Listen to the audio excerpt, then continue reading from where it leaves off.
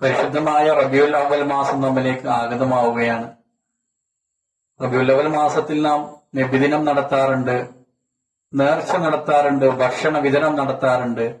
അതിനൊക്കെ നാം ആവേശം കാണിക്കാറുണ്ട്. ഇതൊക്കെ വേണ്ടത് തന്നെ.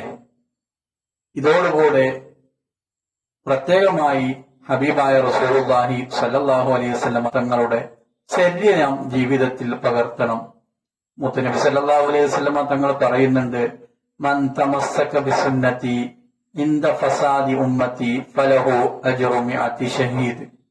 എന്റെ സമുദായം നാശത്തിലേക്ക് പോകുന്ന സമയത്ത്, എന്റെ സമുദായം വഴികേടിലേക്ക് പോകുന്ന സമയത്ത്, ആ സമയങ്ങളിലൊക്കെ എന്റെ ചര്യയെ, എന്റെ സുന്നത്തിനെ ആരെല്ലാം മുറുകെ പിടിക്കുന്നുണ്ടോ അവർക്ക് 100 ഷഹീദിന്റെ പ്രതിഫലമാണെന്ന് ഹബീബുന മുഹമ്മദ് റസൂലുള്ളാഹി സ്വല്ലല്ലാഹു അലൈഹി വസല്ലം തങ്ങൾ പഠിപ്പിക്കുന്നു.